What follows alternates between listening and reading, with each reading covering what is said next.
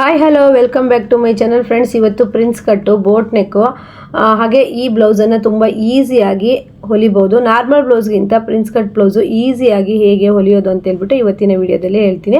ಹಾಗೆ ನೀವು ಈ ರೀತಿ ಪ್ರಿನ್ಸ್ ಕಟ್ ಬ್ಲೌಸ್ ಹೊಲಿಯೋಕ್ಕೆ ಸ್ಟಾರ್ಟ್ ಮಾಡಿದ್ರೆ ನಾರ್ಮಲ್ ಬ್ಲೌಸ್ ಹೊಲಿಯೋದಕ್ಕೆ ಇಷ್ಟನೇ ಆಗಲ್ಲ. ಆದ್ದರಿಂದ ಇವತ್ತು ಯಾವ ರೀತಿ ಈಸಿಯಾಗಿ ಈ ರೀತಿ ಪ್ರಿನ್ಸ್ ಕಟ್ ಬ್ಲೌಸನ್ನು ಸ್ಟಿಚ್ ಮಾಡ್ಬೋದು ಅಂತ ಹೇಳ್ಬಿಟ್ಟು ನಾನು ಹೇಳ್ಕೊಡ್ತೀನಿ. ತುಂಬಾ ಈಸಿ ಮೆಥಡಲ್ಲಿ ಹೇಳ್ತೀನಿ ಫ್ರೆಂಡ್ಸ್. ಮಿಸ್ ಮಾಡದೆ ವಿಡಿಯೋನ ಕೊನೆವರೆಗೂ ನೋಡಿ.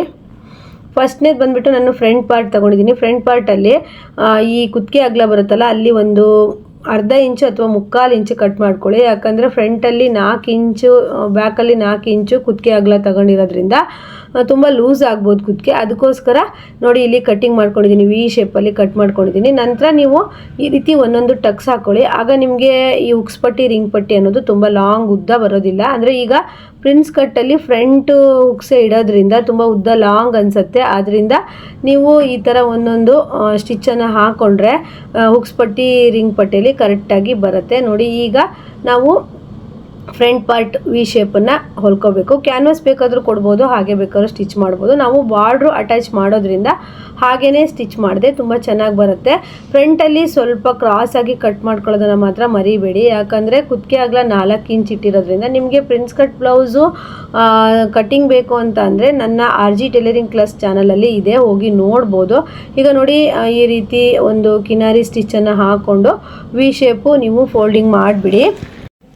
ನೋಡಿ ಈ ರೀತಿ ಒಂದು ಕಿನಾರಿ ಸ್ಟಿಚ್ಚನ್ನು ಹಾಕ್ಕೊಳ್ಳಿ. ಫ್ರೆಂಡ್ಸ್, ಈ ವಿಡಿಯೋದಲ್ಲಿ ನಿಮ್ಗೆ ಏನಾದರೂ ಡೌಟ್ಸ್ ಇದ್ದರೆ, ಹಾಗೆ ಗೊತ್ತಾಗಲಿಲ್ಲ ಅಂತ ಹೇಳಿದ್ರೆ ನೀವು ನನಗೆ ಕಮೆಂಟ್ ಮಾಡಿ ಕೇಳ್ಬೋದು. ನೋಡ್ತಾ ಇದ್ದೀರಲ್ಲ, ವಿ ಶೇಪಲ್ಲಿ ನೀವು ಈ ರೀತಿ ಸ್ಟಿಚ್ ಹಾಕ್ಕೊಳ್ಳಿ, ಕಿನಾರಿ ಸ್ಟಿಚ್ಚು. ನಂತರ ನೀವು ಫೋಲ್ಡ್ ಮಾಡಿ ಸ್ಟಿಚ್ ಮಾಡ್ಕೊಳ್ಳಿ. ನೀವೀಗ ಪ್ರಿನ್ಸ್ ಕಟ್ಟನ್ನು ಫಸ್ಟೇ ಕಟ್ ಮಾಡ್ಕೊಳ್ತೀರಾ, ಇಲ್ಲ ನಂತರನೇ ಈ ರೀತಿಯೇ ಕಟ್ ಮಾಡಿ ಸ್ಟಿಚ್ ಮಾಡ್ತೀರಾ ಅಂತ ಹೇಳ್ಬಿಟ್ಟು ಕಮೆಂಟ್ ಮಾಡಿ. ನಾನು ಇದು ಬಿಗಿನರ್ಸರಿಗೆ ಹೆಲ್ಪ್ ಆಗಲಿ ಅಂದ್ಬಿಟ್ಟು ಈ ರೀತಿ ಪ್ರಿನ್ಸ್ ಕಟ್ ಸ್ಟಿಚ್ ಮಾಡ್ತೀನಿ. ಹಾಗೆ ತುಂಬಾ ಈಸಿಯಾಗಿ ಬೇಗನೆ ಸ್ಟಿಚ್ ಮಾಡ್ಬೋದು. ಯಾಕಂದರೆ ಪ್ರಿನ್ಸ್ ಕಟ್ ಫಸ್ಟಿಗೆ ಕಟ್ಟಿಂಗ್ ಮಾಡ್ಕೊಂಬಿಟ್ರೆ ಅದು ಕನ್ಫ್ಯೂಸ್ ಆಗೋ ಸಾಧ್ಯತೆ ಇರುತ್ತೆ. ಹಾಗಾಗಿ ಈ ರೀತಿ ಎಲ್ಲ ಸ್ಟಿಚ್ ಮಾಡಿಕೊಂಡು ನಂತರ ಮಾರ್ಕ್ ಹಾಕಿರುತ್ತಲ್ವ, ಅದ್ರ ಮೇಲೇ ಕಟ್ ಮಾಡ್ತೀನಿ. ವಿಡಿಯೋ ನೀವು ಪೂರ್ತಿಯಾಗಿ ನೋಡ್ತಾ ಹೋದರೆ ನಿಮಗೆ ಗೊತ್ತಾಗ್ತಾ ಹೋಗುತ್ತೆ. ನೋಡಿ ಲೈನಿಂಗ್ ಈಗ ಅಟ್ಯಾಚ್ ಮಾಡ್ಕೊಳ್ಳಿ. ಇವರು ಸಿಂಥೆಟಿಕ್ ಲೈನಿಂಗ್ ಕೊಟ್ಟರು, ಕಾಟನ್ ಲೈನಿಂಗ್ ಕೊಟ್ಟಿರಲಿಲ್ಲ. ಕಸ್ಟಮರ್ ಯಾವ್ದು ಕೊಡ್ತಾರೋ ಅದರಲ್ಲೇ ನಾವು ಸ್ಟಿಚ್ ಮಾಡ್ತೀವಿ. ಅವರಿಗೆ ಕಾಟನ್ ಬೇಡವಂತೆ, ಹಾಗಾಗಿ ಪಾಲಿಸ್ಟರ್ ಲೈನಿಂಗ್ ಕೊಟ್ಟಿದ್ದರು. ಪಾಲಿಸ್ಟರ್ ಲೈನಿಂಗನ್ನೇ ಹಾಕಿ ಸ್ಟಿಚ್ ಮಾಡ್ತಿದ್ದೆ. ನೋಡಿ ಈ ಥರ ಪ್ರಿನ್ಸ್ ಕಟ್ಟಿಂಗು ಫಸ್ಟಿಗೆ ಕಟ್ ಮಾಡ್ಕೊಂಬಿಟ್ರೆ ಸ್ವಲ್ಪ ಬಿಗಿನರ್ಸರಿಗೆ ತುಂಬಾ ಕಷ್ಟ ಅನಿಸುತ್ತೆ. ಪ್ರಿನ್ಸ್ ಕಟ್ ಬ್ಲೌಸಾ ಅಂತೇಳಿ ಅನಿಸುತ್ತೆ. ಈ ರೀತಿ ನೀವು ಸ್ಟಿಚ್ ಮಾಡ್ಕೊಂಬಿಟ್ರೆ ನಂತರ ಪ್ರಿನ್ಸ್ ಕಟ್ಟಿಂಗ್ ಕಟ್ ಮಾಡಿಕೊಂಡ್ರೆ ತುಂಬ ಈಸಿ ಮೆಥಡ್ ಆಗುತ್ತೆ. ತುಂಬ ಈಸಿಯಾಗೂ ಸಹಿತ ಬೇಗ ಸ್ಟಿಚ್ ಮಾಡ್ಬೋದು. ಈಗ ಮೇನ್ ಫ್ಯಾಬ್ರಿಕ್ಕು ಮತ್ತು ಈ ಥರ ಇಟ್ಕೊಂಡು ಪ್ರಿನ್ಸ್ ಕಟ್ ಮಾಡ್ಕೊಳ್ಳಿ, ತುಂಬ ಈಸಿಯಾಗಿ ಬರುತ್ತೆ. ಫ್ರಂಟ್ ಪಾರ್ಟೆಲ್ಲ ಇಷ್ಟೆಲ್ಲ ಸ್ಟಿಚ್ ಆದಮೇಲೆ ಪ್ರಿನ್ಸ್ ಕಟ್ಟಿಂಗ್ ಮಾಡ್ಕೊಳ್ಳಿ, ಎಷ್ಟು ಈಸಿಯಾಗಿ ಬರುತ್ತೆ. ಹಾಗೆ ಉಲ್ಟಾ ಆಗೋದಿಲ್ಲ. ಮೇಯ್ನಾಗಿ ಬಿಗಿನರ್ಸ್ ಕಲಿತಾ ಇರೋರಿಗೆ ಉಲ್ಟಾ ಆಗುತ್ತೆ. ಈಗ ಬಾರ್ಡರನ್ನು ಸ್ಟಿಚ್ ಮಾಡಿ ಇಟ್ಕೊಂಡಿದ್ನಲ್ಲ, 2 ಸೈಡಲ್ಲೂ ಬಾರ್ಡರನ್ನು ಅಟ್ಯಾಚ್ ಮಾಡ್ಕೊಳ್ಳಿ. ಬಾರ್ಡರ್ ಕಡಿಮೆ ಇದ್ದರೆ 1 ಸೈಡ್, ಅಂದರೆ ಸೆರಗು ಬರದೇ ಇರೋ ಕಡೆ ನೀವು ಬಾರ್ಡರನ್ನು ಅಟ್ಯಾಚ್ ಮಾಡ್ಕೊಬೋದು. ನೋಡ್ತಾ ಇದ್ದೀರಲ್ಲ. ಹಾಗೆಯೇ ಈ ಬ್ಲೌಸ್ ಹೊಲಿಯೋದಕ್ಕೆ ಎಷ್ಟು ಟೈಮ್ ತಗೊಂಡೆ ಅಂತ ನಿಮಗೆ ವಿಡಿಯೋದ ಕೊನೆಯಲ್ಲಿ ಹೇಳ್ತೀನಿ. ಹಾಗೆಯೇ ಫ್ರೆಂಡ್ಸ್, ನೀವು ಪ್ರಿನ್ಸ್ ಕಟ್ ಕಲ್ತ್ರಿ ಅಂತಂದರೆ ತುಂಬ ಈಸಿ ಆಗುತ್ತೆ. ಇದೇ ಬ್ಲೌಸನ್ನೇ ಸ್ಟಿಚ್ ಮಾಡೋದೇ ಈಸಿ ಅನಿಸ್ಬಿಡುತ್ತೆ ನಿಮಗೆ. ಹಾಗೆಯೇ ನಿಮಗೆ ಕಟ್ಟಿಂಗ್ ಬೇಕಿದ್ದರೆ ನಮ್ಮ RG ಟೈಲರಿಂಗ್ ಕ್ಲಾಸಲ್ಲಿ ಬೇರೆ ಬ್ಲೌಸ್ ಕಟ್ಟಿಂಗ್, ಅಂದರೆ ಪ್ರಿನ್ಸ್ ಕಟ್ಟಿಂಗ್ಗೆ ಬೇರೆ ಬ್ಲೌಸ್ ಕಟ್ಟಿಂಗ್ ಹಾಕಿದ್ದೀನಿ, ನೀವು ನೋಡ್ಬೋದು. ಹಾಗೆಯೇ ಫ್ರೆಂಡ್ಸ್, ನಾನು ಸ್ಟಿಚ್ ಮಾಡೋ ಬ್ಲೌಸಲ್ಲಿ ನಾನು ಮತ್ತು ಹುಕ್ಸ್ ಎಲ್ಲ ರೆಡಿ ಹುಕ್ಸ್ ಮಿಷನಲ್ಲೇ ಮಾಡ್ತೀನಿ. ರೆಡಿ ಹುಕ್ಸ್ ಮಾಡೋ ಅಂಥ ವಿಡಿಯೋ ಬೇಕಿದ್ದರೂ ಸಹಿತ ನಮ್ಮ ಚಾನಲಲ್ಲಿ ನಿಮಗೆ ಸಿಗುತ್ತೆ, ಸರ್ಚ್ ಮಾಡಿ ಹಾಕ್ಬೋದು. ಬೇಕಂದರೆ ಕಮೆಂಟ್ ಮಾಡಿದ್ರೆ ನಾನು ವಿಡಿಯೋ ಲಿಂಕನ್ನು ಕಳಿಸ್ತೀನಿ. ನೋಡಿ ಫ್ರೆಂಡ್ಸ್, ಈಗ ನಾವು ಅಟ್ಯಾಚ್ ಮಾಡ್ಕೊಬೇಕು ಪ್ರಿನ್ಸ್ ಕಟ್ಟು. ನೋಡಿ ಈ ರೀತಿ ಅಟ್ಯಾಚ್ ಮಾಡಿಕೊಂಡು ಓವರ್ಲಾಕ್ ಮಾಡಿಬಿಟ್ರೆ ಕರೆಕ್ಟಾಗಿ ಬರುತ್ತೆ. ನೀವು ಯಾವ ರೀತಿ ಪ್ರಿನ್ಸ್ ಕಟ್ ಸ್ಟಿಚ್ ಮಾಡ್ತೀರಾ ಅಂತ ನನಗೆ ಕಮೆಂಟ್ ಮಾಡಿ ಹೇಳಿ. ಹಾಗೆಯೇ ಈ ವಿಡಿಯೋ ಯೂಸ್ ಅನಿಸಿದ್ರೆ ಲೈಕ್ ಮಾಡೋದನ್ನು ಮರಿಬೇಡಿ. ನೋಡಿ 2 ಸ್ಟಿಚ್ಚನ್ನು ಹಾಕ್ಕೊಂಡು ಓವರ್ಲಾಕ್ ಮಾಡ್ಕೊಂಡ್ಬಿಡ್ಬೇಕು. ಈಗ ನಮಗೆ ಎಲ್ಲೂ ಸಹಿತ ಉಲ್ಟಾ ಆಗೋವಂಥ ಸಾಧ್ಯತೆ ಇರೋದಿಲ್ಲ, ಕರೆಕ್ಟಾಗಿ ಬರುತ್ತೆ. ಏನಾದರೂ ನಾವು ಲೈನಿಂಗ್ ಅಟ್ಯಾಚ್ ಮಾಡೋದೆಲ್ಲ ಸರಿ ಆಗಲಿಲ್ಲ, ಉಲ್ಟಾ ಆಯಿತು ಅಂದರೆ ಸುಮ್ಮನೆ ಟೈಮ್ ಜಾಸ್ತಿ ಹಿಡಿಯುತ್ತೆ. ಇದರಲ್ಲಿ ತುಂಬ ಈಸಿಯಾಗಿ ಬೇಗನೆ ನೀವು ಸ್ಟಿಚ್ ಮಾಡಿಬಿಡ್ಬೋದು. ನೋಡಿ ಈಗ ಡಬಲ್ ಸ್ಟಿಚ್ಚನ್ನು ಹಾಕ್ಕೊಂಡು ಓವರ್ಲಾಕ್ ಮಾಡಿಕೊಂಡು ನೆಕ್ಸ್ಟು ನೀವು ಉಕ್ಸ್ ಪಟ್ಟಿ, ರಿಂಗ್ ಪಟ್ಟಿ ಎಲ್ಲ ಮಾಡ್ಕೊಬೋದು. ನೋಡಿ 2 ಸೈಡಲ್ಲೂ ಬಾರ್ಡರ್ ಸಿಕ್ತು. ಈಗ ಫ್ರಂಟ್ ಪಾರ್ಟ್ ಕೆಳಗೆ ಬಟ್ಟೆ ಕೊಟ್ಟು ಸ್ಟಿಚ್ ಮಾಡಬೇಕು. ನೋಡಿ ನೀವು 1/4 ಇಂಚಿಗೆ ಒಂದು ಬಟ್ಟೆ ಪೀಸನ್ನು ಕಟ್ ಮಾಡಿಕೊಂಡು ಬಟ್ಟೆ ಕೊಟ್ಟು ಫೋಲ್ಡ್ ಮಾಡಬೇಕು. ಹಾಗೆಯೇ ಫ್ರೆಂಡ್ಸ್, ಕಟ್ಟಿಂಗ್ ವಿಡಿಯೋ ಏನಾದರೂ ಬೇಕು ಅಂದರೆ ಯಾವ ಸೈಜಿಗೆ ಬೇಕು ಅಂತ ಹೇಳಿ ಕಮೆಂಟ್ ಮಾಡಿದ್ರೆ ನಾನು ಪ್ರಿನ್ಸ್ ಕಟ್ಟಿಂಗ್ ಇನ್ನೊಂದು ಸತಿ ವಿಡಿಯೋ ಹಾಕ್ತೀನಿ. ನೋಡ್ತಾ ಇದ್ದೀರಲ್ಲ, ಕೆಳಭಾಗದಲ್ಲಿ ಈ ರೀತಿ 1/4 ಇಂಚಿಗೆ ಒಂದು ಬಟ್ಟೆಯನ್ನು ಕಟ್ ಮಾಡಿಕೊಂಡು ಫೋಲ್ಡ್ ಮಾಡಿ ಸ್ಟಿಚ್ ಮಾಡಬೇಕು. ಇದನ್ನು ಟರ್ನ್ ಮಾಡೋ ಥರ ಬರೋದಿಲ್ಲ, ಇದೇ ರೀತಿಯೇ ಸ್ಟಿಚ್ ಮಾಡ್ಕೊಬೇಕು. ಹಾಗೆಯೇ ತುಂಬ ನೀಟಾಗಿ ಫಿನಿಶಿಂಗ್ ಆಗಿ ಕೂರೋದು ಪ್ರಿನ್ಸ್ ಕಟ್ಟು. ತುಂಬ ಎಲ್ಲೂ ಸಹ ರಿಂಕಲ್ಸ್ ಆಗಲಿ ಅಥವಾ ಹಾರ್ಮೋನ್ ರಿಂಕಲ್ಸ್ ಆಗಲಿ, ಶೋಲ್ಡರ್ ಡ್ರಾಪ್ ಆಗಲಿ ಈ prince cut blouse back boat neck ಬ್ಲೌಸಲ್ಲಿ ಬರೋದಿಲ್ಲ. ಯಾರಿಗೆಲ್ಲ ನಾರ್ಮಲ್ ಬ್ಲೌಸಲ್ಲಿ ಈ ಸಮಸ್ಯೆ ಬರುತ್ತೆ, ನೀವು ಪ್ರಿನ್ಸ್ ಕಟ್ ಬ್ಲೌಸನ್ನು ಈ ರೀತಿ ಸ್ಟಿಚ್ ಮಾಡೋದನ್ನು ಕಲ್ತ್ಕೊಂಡ್ರೆ ಈಗ ತುಂಬಾ ಈಗ ನಾರ್ಮಲ್ ಬ್ಲೌಸ್ ಸ್ಟಿಚ್ ಮಾಡ್ತಾ ಇರ್ತಾರೆ, ಬ್ಯಾಕು ರಿಂಕಲ್ಸು ಶೋಲ್ಡರ್ ಡ್ರಾಪು ಈ ರೀತಿ ಬರುತ್ತೆ. ಅದು ಯಾವ ಪ್ರಾಬ್ಲಮ್ಮು ಬರಲ್ಲ. ನೋಡಿ ಈ ರೀತಿ ಆಯಿತು. ಈಗ ನಾವು ಹುಕ್ಸ್ ಪಟ್ಟಿ ರಿಂಗ್ ಪಟ್ಟಿ ಮಾಡ್ಕೊಬೇಕು.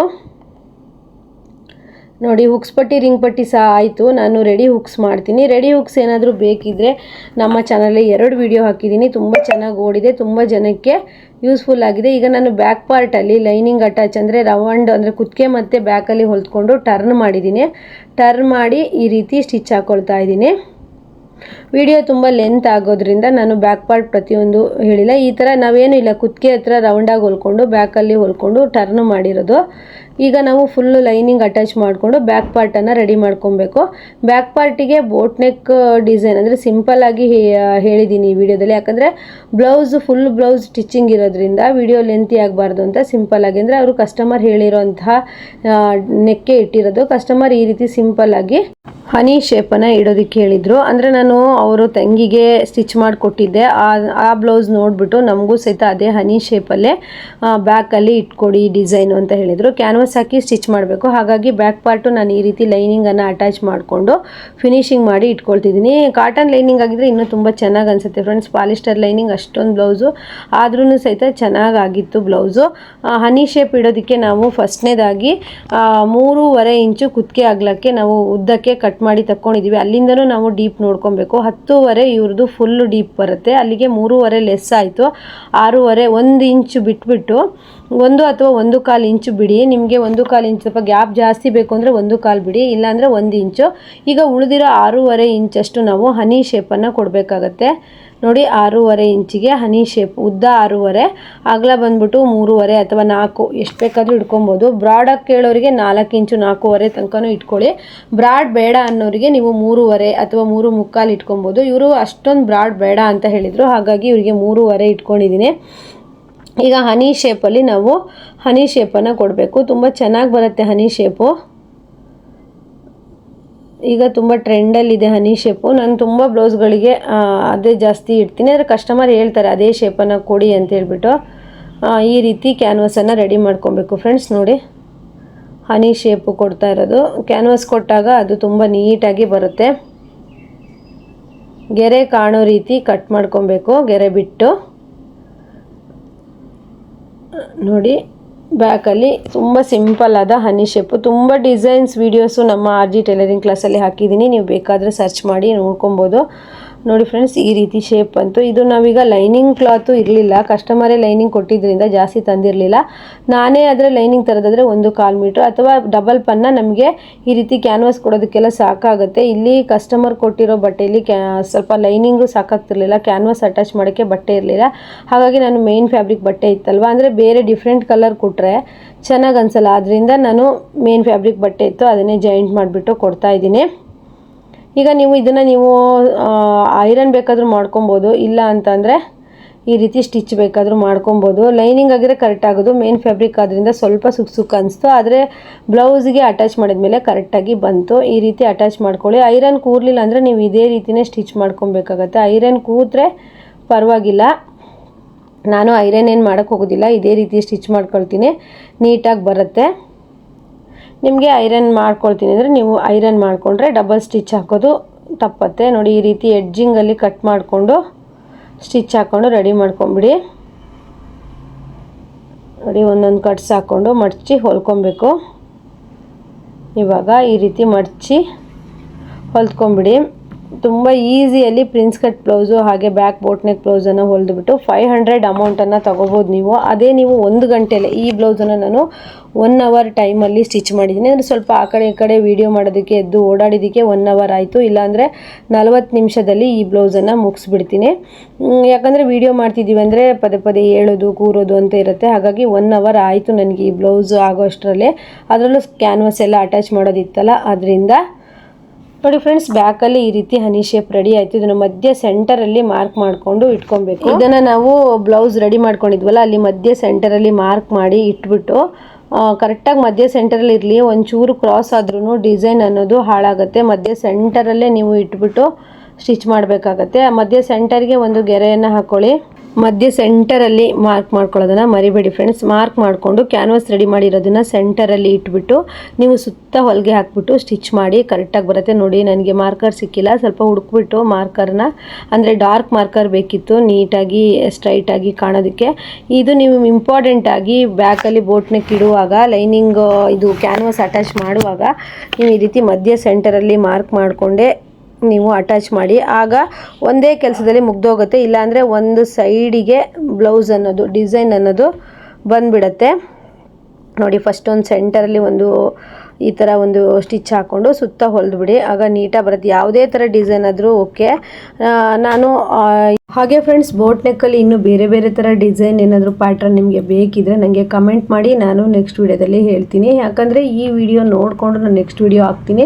ಯಾಕಂದರೆ ನಾವು ಸ್ಟಿಚಿಂಗು ಕಟ್ಟಿಂಗು ವಿಡಿಯೋ ಎಷ್ಟೊಂದು ಕಷ್ಟಪಟ್ಟು ವಿಡಿಯೋ ಮಾಡ್ತೀವಿ, ಆದರೆ ಲೈಕು ಮಾಡಲ್ಲ, ನೋಡೋದು ಇಲ್ಲ. ಹಾಗಾಗಿ ಎಲ್ಲರಿಗೂ ಇಂಟ್ರೆಸ್ಟ್ ಇದೆ ಅಂತ ಅನಿಸಿದ್ರೆ ನೆಕ್ಸ್ಟು ವಿಡಿಯೋದಲ್ಲಿ ಒಳ್ಳೊಳ್ಳೆ ಡಿಸೈನ್ಸ್ ವಿಡಿಯೋಗಳನ್ನು ಹಾಕ್ತಾ ಹೋಗ್ತೀನಿ ಫ್ರೆಂಡ್ಸ್. ಹಾಗೆಯೇ ನೋಡಿ, ಈ ರೀತಿ ಸ್ವಲ್ಪ ಬಟ್ಟೆ ಬಿಟ್ಬಿಟ್ಟು ಕಟ್ ಮಾಡ್ಕೊಳ್ಳಿ. ತುಂಬ ಎಡ್ಜಲ್ಲಿ ಕಟ್ ಮಾಡೋದಕ್ಕೆ ಹೋಗಬೇಡಿ. ಯಾಕಂದರೆ ಕಟ್ಸ್ ಹಾಕ್ಬಿಟ್ಟು ಉಲ್ಟಾ ಫೋಲ್ಡ್ ಮಾಡಬೇಕಾಗತ್ತೆ. ಸ್ವಲ್ಪ ನೋಡಿ, ಇಷ್ಟು 1/4 ಇಂಚ್ ಅಥವಾ ಅರ್ಧ ಇಂಚ್ ಬಟ್ಟೆ ನಿಮಗೆ ಈ ಥರ ಇಟ್ಕೊಂಡು ಮತ್ತು ಕಟ್ಸ್ ಹಾಕಿ ಉಲ್ಟಾ ಮಾಡಿದ್ರೆ ನೆಕ್ ಡಿಸೈನ್ ಅನ್ನೋದು ರೆಡಿ ಆಗುತ್ತೆ. ನೋಡಿ ಫ್ರೆಂಡ್ಸ್, ಈ ರೀತಿ ಕಟ್ಸನ್ನು ಹಾಕ್ಕೊಳ್ಳಿ. ಹಾಕ್ಬಿಟ್ಟು ಐರನ್ ಮಾಡಿ ಇಲ್ಲಿ ಹೆಮ್ಮಿಂಗ್ ಮಾಡಬೇಕಾಗತ್ತೆ. ಇಷ್ಟು ಏನೇ ಡಿಸೈನ್ ಇಟ್ಟರು ಸಹಿತ ನೋಡ್ತಾ ಇರ್ಬೋದು. ಸ್ವಲ್ಪ ಲೈಟಾಗಿ ನೀವು ಐರನ್ ಮಾಡಿಕೊಂಡು ಉಲ್ಟಾ ಫೋಲ್ಡ್ ಮಾಡಿಕೊಂಡು ನೀವು ಹೆಮ್ಮಿಂಗ್ ಮಾಡ್ಕೊಬೋದು. ನೀಟಾಗಿ ಕೂರುತ್ತೆ. ಕ್ಯಾನ್ವಾಸ್ ಹಾಕಿರೋದ್ರಿಂದ ಫಿನಿಶಿಂಗ್ ಎಲ್ಲ ನೀಟಾಗಿ ಬರುತ್ತೆ. ಕ್ಯಾನ್ವಾಸ್ ಹಾಕಿ ಸ್ಟಿಚ್ ಮಾಡಿ. ಆಗ ಬ್ಯಾಕಲ್ಲಿ ವೇರ್ ಮಾಡಿದಾಗೂ ಸಹ ತುಂಬ ಚೆನ್ನಾಗಿ ಕೂರುತ್ತೆ. ಇಲ್ಲ ಅಂತಂದರೆ ಒಂದು ಸ್ವಲ್ಪ ರಿಂಕಲ್ಸ್ ಬಂದಂಗೆ ಆಗುತ್ತೆ. ಈ ಥರ ನೀವು ಕ್ಯಾನ್ವಾಸ್ ಹಾಕಿದ್ರೆ ತುಂಬ ನೀಟಾಗಿ ಬ್ಯಾಕಲ್ಲಿ ಕೂರುತ್ತೆ. ಎಷ್ಟೇ ಬ್ರಾಡಾಗಿ ಇಟ್ಟರೂ ಸಹ ತುಂಬ ಚೆನ್ನಾಗಿ ಬರುತ್ತೆ. ನೋಡಿ, ಇದು ಒಂದು ಡಿಸೈನು. ಇದು ಬೇರೆ ಥರ ಸ್ಟಿಚ್ ಮಾಡಿರೋದು, ಕ್ಯಾನ್ವಾಸೇ ಹಾಕಿರೋದು. ಇದು ಬೇರೆ ಈಸಿ ಮೆಥಡಲ್ಲಿ ಸ್ಟಿಚ್ ಮಾಡಿರೋದು. ಇದಕ್ಕೆ ಹೆಮ್ಮಿಂಗ್ ಬೇಡ, ವೈಟ್ ಕಲರ್ದಕ್ಕೆ. ಆದರೆ ಈಗ ನಾನು ಸ್ಟಿಚ್ ಮಾಡ್ತಿರೋದಕ್ಕೆ ಹೆಮ್ಮಿಂಗ್ ಬೇಕಾಗುತ್ತೆ. ನೋಡ್ತಾ ಇದ್ದೀರಲ್ಲ, ಇದಕ್ಕೆ ಫುಲ್ಲು ಸುತ್ತವಾಗ್ಲೂ ಹೆಮ್ಮಿಂಗ್ ಹಾಕಿದ್ರೆ ಫಿನಿಶಿಂಗ್ ಅನ್ನೋದು ನೀಟಾಗಿ ಬರುತ್ತೆ. ಹಾಗೆಯೇ prince cut blouse stitching cutting ಎಲ್ಲ ಥರ ವೀಡಿಯೋಸು ನಮ್ಮ RG ಟೈಲರಿಂಗ್ ಕ್ಲಾಸಲ್ಲಿ ಇದೆ. ಬೇಕಿದ್ರೆ ನೀವು ಚಾನಲ್ಗೆ ವಿಸಿಟ್ ಮಾಡಿ ನೋಡ್ಬೋದು. ಇದೇ ಫಸ್ಟ್ ಟೈಮ್ ನಮ್ಮ ಚಾನಲ್ ನೋಡ್ತಾ ಇರೋರಾದರೆ ಫ್ರೆಂಡ್ಸ್, ನಾನೊಂದು ಸ್ಟಿಚ್ ಹಾಕ್ಬಿಟ್ಟು ಹೆಮ್ಮಿಂಗ್ ಮಾಡೋಣ ಅಂತ ಅಂದ್ಕೊಂಡೆ, ಆದರೆ ಸ್ಟಿಚ್ ಬೇಡ ಅಂತ ಅನ್ನಿಸ್ತು. ಹಾಗೇನೇ ಇಟ್ಟಿದ್ದೀನಿ. ಆಮೇಲೆ ಹೆಮ್ಮಿಂಗ್ ಮಾಡ್ತೀನಿ. ಇವಾಗ ಶೋಲ್ಡರ್ ಅಟ್ಯಾಚ್ ಮಾಡ್ಕೊಳ್ಳಿ. ಡಬಲ್ ಸ್ಟಿಚ್ ಹಾಕ್ಬಿಟ್ಟು ಶೋಲ್ಡರ್ ಅಟ್ಯಾಚ್ ಮಾಡ್ಕೊಳ್ಳಿ. ನೋಡಿ, ನಾವು ಶೋಲ್ಡರ್ ಅಟ್ಯಾಚ್ ಆದಮೇಲೆ ಸ್ಲೀವ್ ಅಟ್ಯಾಚ್ ಇರುತ್ತೆ, ನಂತರ ಫಿಟ್ಟಿಂಗ್ ಇರುತ್ತೆ. ತುಂಬಾ ಈಸಿಯಾಗಿ ಪ್ರಿನ್ಸ್ ಕಟ್ ಬ್ಲೌಸ್ ಅಂತೂ ನೀವು ಅರ್ಧ ಗಂಟೆಯಲ್ಲಿ ಸ್ಟಿಚ್ ಮಾಡ್ಬೋದು. ಅಷ್ಟು ಈಸಿ ಅನಿಸುತ್ತೆ. ಬೆಲ್ಟ್ ಪಟ್ಟಿ ಬ್ಲೌಸ್ಗಿಂತನೂ ಪ್ರಿನ್ಸ್ ಕಟ್ ಬ್ಲೌಸು ತುಂಬಾ ಈಸಿ ಅನಿಸುತ್ತೆ. ನಾನು ಹೇಳ್ಕೊಟ್ಟಿರೋ ಮೆಥಡಲ್ಲಿ ನೀವು ಸ್ಟಿಚ್ ಮಾಡಿ ನೋಡಿ ಒಂದ್ಸಲಿ ಹೇಗೆ ಅನ್ನಿಸ್ತು ಅಂತ ನನಗೆ ಕಮೆಂಟ್ ಮಾಡಿ. ನೋಡಿ, ಸ್ವಲ್ಪ ಎಕ್ಸ್ಟ್ರಾ ಈ ರೀತಿ ಫ್ಯಾಬ್ರಿಕನ್ನೆಲ್ಲ ನೀವು ಕಟ್ ಮಾಡಿ ತಕ್ಕೊಂಬಿಡಬೇಕು. ಆಗ ನೀಟಾಗಿ ಸ್ಲೀವ್ ಅನ್ನೋದು ಸ್ಟಿಚ್ ಮಾಡೋದಕ್ಕೆ ಸರಿ ಆಗುತ್ತೆ. ಹಾಗೆಯೇ ಇಲ್ಲಿ ಎರಡು ಸೈಡ್ ನಾವು ಇಟ್ಟು ಈ ರೀತಿ ನೋಡ್ಕೊಬೇಕು. ವ್ಯತ್ಯಾಸ ಬಂದರೆ ಒಂದು ಚೂರು 1/4 ಇಂಚಿಗೆ ಕಟ್ ಮಾಡಿಕೊಂಡು ಹಾಗೆಯೇ ಸ್ಟಿಚ್ ಮಾಡ್ಕೊಂಡ್ಬಿಡಬೇಕು. ತುಂಬಾ ವ್ಯತ್ಯಾಸ ಬರಬಾರ್ದು. ಒಂದು 1/4 ಇಂಚು ಅರ್ಧ ಇಂಚಿಗೆ ವ್ಯತ್ಯಾಸ ಬಂದರೆ ಏನೂ ಸಮಸ್ಯೆ ಆಗಲ್ಲ. ತುಂಬಾ ವ್ಯತ್ಯಾಸ ಬಂದರೆ ಏನಾದರೂ ನೀವು ಕಟ್ಟಿಂಗಲ್ಲಿ ಮಿಸ್ಟೇಕ್ ಮಾಡಿದ್ದೀರಾ ಅಂತ ಒಂದು 1/4 ಇಂಚಿಗೆ ಕಟ್ ಮಾಡಿ ಸಮ ಮಾಡಿಕೊಂಡು ಈಗ ಸ್ಲೀವ್ ಅಟ್ಯಾಚ್ ಇಲ್ಲೊಂದು ಸ್ಟಿಚ್ ಹಾಕೊಂಡ್ಬಿಟ್ರೆ ನೀವು ತುಂಬಾ ಕಟ್ ಮಾಡೋದ್ರಿಂದ ಫಿಟ್ಟಿಂಗ್ ಅನ್ನೋದು ಸ್ವಲ್ಪ ವೇರಿಯೇಷನ್ ಆಗುತ್ತೆ. ತುಂಬ ಕಟ್ಟಿಂಗ್ ಮಾಡಬೇಡಿ. ಇಲ್ಲಿ ಸ್ವಲ್ಪ ಈ ಥರ ಸ್ಟಿಚ್ ಹಾಕ್ಕೊಂಡು ಸಮ ಮಾಡ್ಕೊಳ್ಳಿ, ಕರೆಕ್ಟಾಗಿ ಬರುತ್ತೆ. ನೋಡ್ತಾ ಇರ್ಬೋದು. ಈಗ ನಾವು ಸ್ಲೀವ್ ಅಟ್ಯಾಚ್ ಮಾಡಿಕೊಂಡು ಫಿಟ್ಟಿಂಗ್ ಮಾಡಿದ್ರೆ ಈ ಬ್ಲೌಸ್ ಅನ್ನೋದು ಫುಲ್ ಮುಗ್ದೇ ಹೋಯಿತು. ಹಾಗೆಯೇ ಫ್ರೆಂಡ್ಸ್, ನೀವು ನೋಡ್ಬೋದು ಟೈಲರಿಂಗ್ ಮತ್ತು ಬಟ್ಟೆ ಸ್ಟಿಚಿಂಗ್ ಅಂದರೆ ದಿನ ಹೊಸ ನ್ಯೂ ಫ್ಯಾಷನ್ ಬ್ಲೌಸ್ಗಳು ಬರ್ತಾ ಹೋಗ್ತವೆ. ನಾವು ಎಷ್ಟೇ ಹೊಸ ಡಿಸೈನ್ ಕಲ್ತ್ರೂ ಸಹಿತ ಹೊಸ ಪ್ಯಾಟರ್ನ್ಗಳು ಬರ್ತಾ ಹೋಗುತ್ತೆ. ಈಗ ನಾವು ಸ್ಲೀವ್ ಅಟ್ಯಾಚನ್ನು ಮಾಡಿಕೊಂಡು ನಂತರ ಫಿಟ್ಟಿಂಗ್ ಮಾಡಿದ್ರೆ ಮುಗೀತು. ಹಾಗೆಯೇ ಸ್ಲೀವ್ಗೆ ಬಟ್ಟೆ ಕಡಿಮೆ ಆಗ್ತಾಯಿತ್ತು ಮೇನ್ ಫ್ಯಾಬ್ರಿಕ್ಕು ಅಟ್ಯಾಚ್ ಮಾಡಿಕೊಂಡು ನಾನು ಸ್ಲೀವ್ ಈಗ ಫಿಟ್ಟಿಂಗ್ ಮಾಡೋಣ. ಈ ಲೈನಿಂಗ್ ಕ್ಲಾತ್ ಬಂದುಬಿಟ್ಟು ಪಾಲಿಶರ್ ಆಗಿರೋದ್ರಿಂದ ಎಷ್ಟು ಒಂಥರ ಆಗುತ್ತೆ ನೋಡಿ. ಅದೇ ಕಾಟನ್ ಆಗಿದ್ದರೆ ತುಂಬ ಇನ್ನೂ ಈಸಿಯಾಗಿ ಸ್ಟಿಚ್ ಮಾಡಿಬಿಡ್ಬೋದು. ಹಾಗೆಯೇ ಫಿಟ್ಟಿಂಗ್ ಮಾಡೋದಕ್ಕಿಂತ ಮುಂಚೆ ಈ ರೀತಿ ಒಂದು ಸ್ಟಿಚ್ಚನ್ನು ಹಾಕ್ಕೊಂಡು ನಂತರ ಫಿಟ್ಟಿಂಗ್ ಮಾರ್ಕ್ ಮಾಡಿಕೊಂಡು ಫಿಟ್ಟಿಂಗ್ ಆಗ್ತಾಯಿದ್ದೀನಿ. ಫಿಟ್ಟಿಂಗ್ ಅನ್ನೋದು ಕರೆಕ್ಟಾಗಿ ಬರುತ್ತೆ. ಕೆಲವೊಬ್ಬರಿಗೆ ಫಿಟ್ಟಿಂಗ್ ಲೈನ್ ಅನ್ನೋದು ಸ್ಟ್ರೈಟಾಗಿ ಬರೋದಿಲ್ಲ. ಅದು ಕಟ್ಟಿಂಗಲ್ಲಿ ನೀವು ವ್ಯತ್ಯಾಸ ಮಾಡಿಕೊಂಡ್ರೆ ನನ್ನ ಕಟ್ಟಿಂಗ್ ವಿಡಿಯೋ ನೀವು ನೋಡಿದ್ರೆ ನಿಮಗೆ ಫಿಟ್ಟಿಂಗ್ ಎಲ್ಲ ಹೇಗೆ ಕರೆಕ್ಟಾಗಿ ಬರುತ್ತೆ ಅಂತ ಹೇಳ್ಬಿಟ್ಟು ನಾನು ಡೀಟೇಲ್ ಆಗಿ ಹೇಳಿದ್ದೀನಿ. ಹಾಗೆಯೇ ಫ್ರೆಂಡ್ಸ್ ನೋಡಿ, ಒಂದ್ಸಲಿ ನಾನು ಟೇಪಲ್ಲೂ ಅಳತೆ ಮಾಡಿ ಚೆಕ್ ಮಾಡ್ತೀನಿ. ಹಾಗೆ ಅಳತೆ ಬ್ಲೌಸಲ್ಲೂ ಸಹಿತ ನಾನು ಅಳತೆ ಮಾಡಿ ಚೆಕ್ ಮಾಡ್ತೀನಿ. 9:30 ಇವರ ಫಿಟ್ಟಿಂಗ್ ಇತ್ತು. 9:30ಗೆ ಫಿಟ್ಟಿಂಗ್ ಮಾಡಿಕೊಂಡೆ. ಹಾಗೆಯೇ ಬ್ಲೌಸ್ ಅಂತೂ ತುಂಬ ಚೆನ್ನಾಗಿ ಬಂದಿತ್ತು ಕೊನೆಯಲ್ಲಿ. ಹಾಗೆ ನೀವು ಯಾವ ರೀತಿ ಫಿಟ್ಟಿಂಗ್ ಮಾಡ್ತೀರಾ, ಅಳತೆ ಬ್ಲೌಸಲ್ಲಿ ಫಿಟ್ಟಿಂಗ್ ಮಾಡ್ತೀರಾ ಅಥವಾ ಟೇಪಲ್ಲಿ ಫಿಟ್ಟಿಂಗ್ ಮಾಡ್ತೀರಾ ಅಂತ ನನಗೆ ಕಮೆಂಟ್ ಮಾಡಿ ಹೇಳಿ. ಹಾಗೆ ನೀವು ನಂತರನೇ ಸ್ಟಿಚ್ ಮಾಡ್ತೀರಾ, ಇನ್ನೂ ಡಿಫ್ರೆಂಟಾಗಿ ಏನಾದರೂ ಸ್ಟಿಚ್ ಮಾಡ್ತೀರಾ ಅಂತ ಹೇಳ್ಬಿಟ್ಟು ನನಗೂ ಸಹಿತ ಕಮೆಂಟ್ ಮಾಡಿ ಹೇಳಿ. ಹಾಗೆ ನೋಡ್ತಾ ಇರ್ಬೋದು, ಕೊನೆ ಹಂತಕ್ಕೆ ಬಂದಿದ್ದೀವಿ. ಫಿಟ್ಟಿಂಗ್ ಹಂತಕ್ಕೆ ಫಿಟ್ಟಿಂಗ್ ಮಾಡ್ತಾ ಇದ್ದೀನಿ. ತುಂಬ ಚೆನ್ನಾಗಿ ಬಂತು ಬ್ಲೌಸು. ಇವರು ಒಂದೇ ಅಳ್ತಿದ್ದು 3 ಬ್ಲೌಸ್ ಕೊಟ್ಟಿದ್ದರು. ನಾನು ಇದು ಫಸ್ಟ್ ಬ್ಲೌಸ್ ಒಂದು ಸ್ಟಿಚ್ ಮಾಡಿ ಅವ್ರಿಗೆ ಕೊಡಬೇಕು. ನಂತರ ಅವರು ಅವೆರಡು ಬ್ಲೌಸನ್ನು ಸ್ಟಿಚ್ ಮಾಡೋದಕ್ಕೆ ಹೇಳ್ತಾರೆ. ಫಸ್ಟ್ ಟೈಮ್ ಕೊಟ್ಟಿರೋಂಥ ಕಸ್ಟಮರು ಅವರು. ನಾನು ಒಬ್ಬರಿಗೆ ಬ್ಲೌಸ್ ಕೊಟ್ಟಿದ್ದೆ. ಅವರಿಗೆ ಬ್ಲೌಸ್ ಎಲ್ಲ ನೀಟಾಗಿ ಕೂತಿದ್ದು ನೋಡಿಬಿಟ್ಟು ಅವರು ಬ್ಲೌಸನ್ನು ಸ್ಟಿಚ್ ಮಾಡೋದಕ್ಕೆ ಕೊಟ್ಟಿದ್ದಾರೆ. ಹಾಗೆಯೇ ಫ್ರೆಂಡ್ಸ್, ಒಳ್ಳೊಳ್ಳೆ ಡಿಸೈನ್ಗಳು ವೈಟ್ ಬ್ಲೌಸಿಗೆ ಸ್ಟಿಚ್ ಮಾಡಿಬಿಡ್ತೀವಿ. ವೈಟ್ ಬ್ಲೌಸ್ ಅಂತ ಅಂದರೆ ಸ್ಟಿಚ್ ಮಾಡೋದಕ್ಕೆ ಕಾಣಿಸೋದಿಲ್ಲ. ಅದರಿಂದ ತುಂಬ ಒಳ್ಳೊಳ್ಳೆ ಡಿಸೈನ್ ಎಲ್ಲ ವೈಟ್ ಬ್ಲೌಸಿಗೆ ಬಂದಿತ್ತು. ಮೊನ್ನೆ ಎಲ್ಲ ಸ್ಟಿಚ್ ಮಾಡಿಕೊಟ್ಟೆ. ಈ ಬ್ಲೌಸ್ ಆದರೂ ತೋರಿಸೋಣ ವಿಡಿಯೋ ಅಂತ ಹೇಳ್ಬಿಟ್ಟು ವಿಡಿಯೋ ಹಾಕ್ತಾ ಇದ್ದೀನಿ. ನೀವು ನೋಡ್ತಾ ಇರ್ಬೋದು, ಒಂದೊಂದೇ ನಾನು ಫಿಟ್ಟಿಂಗ್ ಹೊಲಿಗೆನ ಹಾಕ್ಕೊಂಡು ಫುಲ್ ಫಿಟ್ಟಿಂಗ್ ಚೆಕ್ ಮಾಡ್ತೀನಿ. ಯಾಕಂದರೆ ನಾವು 3-4 ಹೊಲಿಗೆ ಹಾಕಿದ್ಮೇಲೆ ಫಿಟ್ಟಿಂಗ್ ಚೆಕ್ ಮಾಡಿ ಅದು ಟೈಟ್ ಏನಾದರೂ ಆಗಿಬಿಟ್ರೆ ಸುಮ್ಮನೆ ಸ್ಟಿಚ್ಚನ್ನು ತೆಗಿತಾ ಇರಬೇಕು. ಅದೇ ಕರೆಕ್ಟ್ ಇದ್ದರೆ ನಾವು ಇನ್ನೂ 3 ಸ್ಟಿಚ್ಚನ್ನು ಹಾಕಿಬಿಡ್ಬೋದಲ್ವ. ಹಾಗಾಗಿ ಒಂದೊಂದು ಸ್ಟಿಚ್ಚನ್ನು ಹಾಕಿ ನಾನು ಚೆಕ್ ಮಾಡಿಕೊಂಡು ನಂತರ ನಾನು ಕರೆಕ್ಟ್ ಇದ್ದ ತಕ್ಷಣ 3 ಸ್ಟಿಚ್ಚನ್ನು ಹಾಕಿಬಿಡ್ತೀನಿ. ಆಗ ಬ್ಲೌಸ್ ಅನ್ನೋದು ಕರೆಕ್ಟಾಗಿ ಬರುತ್ತೆ ನೋಡಿ. ಹಾರ್ಮೋಲ್ ರೌಂಡಿಂಗ್ ಆಗಿರ್ಬೋದು, ಎದೆ ಸುತ್ತಳತೆ ಆಗಿರ್ಬೋದು, ಸೊಂಟ ಆಗಿರ್ಬೋದು, ಪ್ರತಿಯೊಂದನ್ನು ನೀವು ಲಾಸ್ಟ್ ಕೊನೆಯಲ್ಲಿ ನೀವು ಫಿಟ್ಟಿಂಗ್ ನೋಡಬೇಕು. ಯಾಕಂದರೆ ಕೆಲವು ಸರಿ ಹಾರ್ಮೋಲ್ ರೌಂಡಿಂಗ್ ಕರೆಕ್ಟ್ ಇದ್ದರೆ ಎದೆ ಸುತ್ತಳತೆ ಕರೆಕ್ಟ್ ಇರಲ್ಲ. ಎದೆ ಸುತ್ತಳತೆ ಕರೆಕ್ಟ್ ಇದ್ದರೆ ಹಾರ್ಮೋಲ್ ರೌಂಡಿಂಗ್ ವ್ಯತ್ಯಾಸ ಬರುತ್ತೆ. ಆ ಟೈಮಲ್ಲಿ ತುಂಬ ಪ್ರಾಬ್ಲಮ್ಸ್ಗಳು, ರಿಂಕಲ್ಸ್ ಬರೋದಾಗಿರ್ಬೋದು, ಎದೆ ಹತ್ರ ಟೈಟ್ ಆಗೋದಾಗಿರ್ಬೋದು, ಪ್ರಾಬ್ಲಮ್ಸ್ಗಳು ಬರುತ್ತೆ. ಅದರಿಂದ ನೀವು ಬ್ಲೌಸು ಫಿಟ್ಟಿಂಗ್ ಮಾಡುವಾಗ ಹಾರ್ಮೋಲ್ ರೌಂಡಿಂಗ್ ಆಗಿರ್ಬೋದು, ತೋಳಿನ ಸುತ್ತಳತೆ ಆಗಿರ್ಬೋದು, ಸೊಂಟದ ಸುತ್ತಳತೆ ಆಗಿರ್ಬೋದು, ಹಾಗೆ ಎದೆ ಸುತ್ತಳತೆ ಆಗಿರ್ಬೋದು, ಇಷ್ಟನ್ನು ನೀವು ಚೆಕ್ ಮಾಡಿ ಲಾಸ್ಟ್ ಕೊನೆಯಲ್ಲಿ ಬ್ಲೌಸನ್ನು ಫಿನಿಶ್ ಮಾಡಬೇಕು. ನೀವು ಬರೀ ಫಿಟ್ಟಿಂಗ್ ಅಷ್ಟೇ ಇದ್ದರೆ ಫಿಟ್ಟಿಂಗ್ ಸರಿ ಆಯ್ತಪ್ಪ ಅಂತ ಒಂದೇ ಸರಿ ನೀವು ಫಿಟ್ಟಿಂಗ್ ಮಾಡಿ ಬಿಟ್ಬಿಟ್ರೆ ಕೆಲವು ಸರಿ ಮತ್ತೆ ಆಲ್ಟ್ರೇಷನ್ ಅಂತ ಬರುತ್ತೆ. ಅದರಿಂದ ನೀವು ಬ್ಲೌಸನ್ನು ಕೈಗೆ ಹಿಡ್ಕೊಂಡಾಗ್ಲೇ 2-3 ಸಲ ಚೆಕ್ ಮಾಡಿ ಕರೆಕ್ಟಾಗಿ ಇದೆಯಾ ಅಂತ ನೋಡಿ ನೀವು ಫಿನಿಶ್ ಮಾಡಿಬಿಟ್ರೆ ಮತ್ತೆ ನಿಮಗೆ ಆಲ್ಟ್ರೇಷನ್ ಅನ್ನೋದು ಅಷ್ಟಾಗಿ ಬರೋದಿಲ್ಲ. ಇಲ್ಲಾಂದರೆ ಪ್ರತಿಯೊಂದು ಬ್ಲೌಸ್ ಹೊಲಿದಿರ್ತೀರ ಮತ್ತೆ ಆಲ್ಟ್ರೇಷನ್ ಬಂತು ಅಂದರೆ ಕರೆಕ್ಟ್ ಆಗಲ್ಲ. ಕೊನೆಯಲ್ಲಿ ಬ್ಲೌಸು ಫಿನಿಶಿಂಗ್ ಈ ರೀತಿ ಬಂದಿತ್ತು ಫ್ರೆಂಡ್ಸ್. ಹನಿ ಶೇಪು ತುಂಬ ಚೆನ್ನಾಗಿ ಬಂದಿತ್ತು. ಆದಷ್ಟು ಕ್ಯಾನ್ವಾಸ್ ಹಾಕಿ ಸ್ಟಿಚ್ ಮಾಡಿ ತುಂಬ ನೀಟಾಗಿ ಸ್ಟಿಚ್ ಬರುತ್ತೆ. ಹಾಗೆ ಒಂದು ಬ್ಲೌಸ್ಗೆ 500 ರುಪೀಸನ್ನು ನೀವು ಚಾರ್ಜ್ ಮಾಡ್ಬೋದು. ಹಾಗೆ ನಾನು ರೆಡಿ ಹುಕ್ಸ್ ಮಾಡಿದ್ದೆ. ರೆಡಿ ಹುಕ್ಸು ಮಾಡೋದ್ರಿಂದ ಬ್ಲೌಸು ನಮಗೆ ಸ್ಟಿಚ್ ಮಾಡಿಟ್ರೆ ಸಾಕು, ಕಸ್ಟಮರ್ ಬಂದರೆ ಕೊಟ್ಬಿಡ್ಬೋದು ಅಂತ ಹೇಳ್ತಾ ಈ ವಿಡಿಯೋನ ಇಲ್ಲಿಗೆ ಮುಗಿಸ್ತಾ ಇದ್ದೀನಿ. ನೆಕ್ಸ್ಟ್ ವಿಡಿಯೋದೊಂದಿಗೆ ಮತ್ತೆ ಬರ್ತೀನಿ. ಎಲ್ರಿಗೂ ಬಾಯ್.